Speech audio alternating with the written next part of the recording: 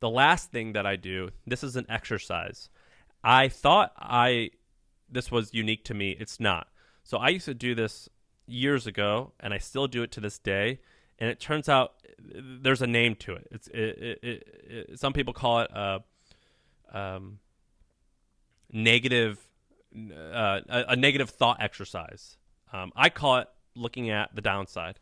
And so what I like to do in order to control my emotions, because the thing with controlling your emotions is you have to control the up and the down. Because when you start a company or when you start anything, typically you have a fair bit of highs, and the highs are probably as good feeling as you think, or maybe even a little bit less than you think.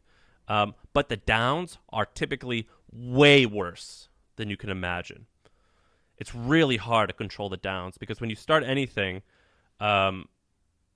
controlling the down is the hard part. And most people are shocked at how low you can feel when you're starting something, even when things appear to be going well.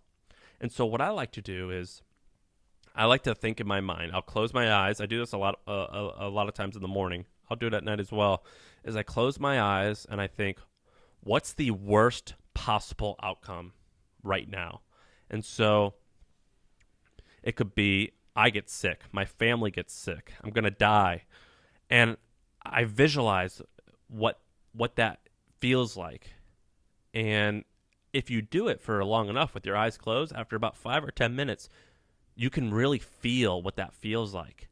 And then I do two things. I say to myself, all right, that is the worst that can happen. I just experienced it. Anything else that happens today, it is only upside. And it really makes you have a lot of gratitude and appreciate that hasn't actually happened.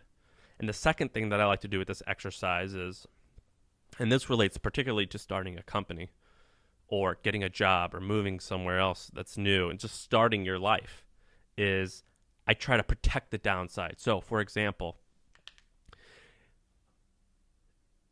if you are going to start a company, you can ask yourself, well, in order to start this business, I need a little bit of cash.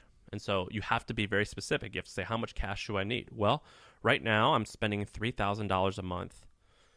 How many months saved do I need in order to feel good about this? And so let's say we come up with the number 6. That means I need 6 times $3,000. I need $18,000 in savings. I'm going to go out and get that $18,000. Okay, I've got that $18,000. What else is the worst case scenario here? What's the downside here? Well, I spend all my money and my business goes under. Now, do I want to be homeless? No, I'm not willing to accept being homeless. Okay, so what's the next? So I have to protect myself from being homeless. How would I protect myself from being homeless?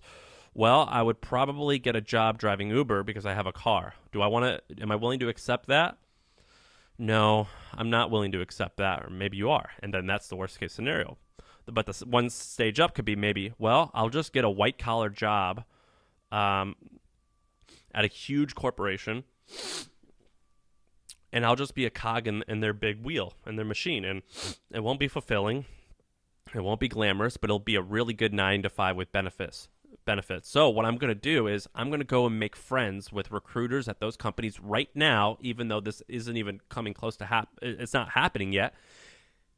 And so at least at this point, if something ever bad happens, I know that I have a connection at IBM, or I have a connection at Target headquarters, or I have a connection at Intuit, or just the biggest companies in the world, and the likelihood that I can get a job there is relatively high. Am I willing to accept that is the worst case scenario?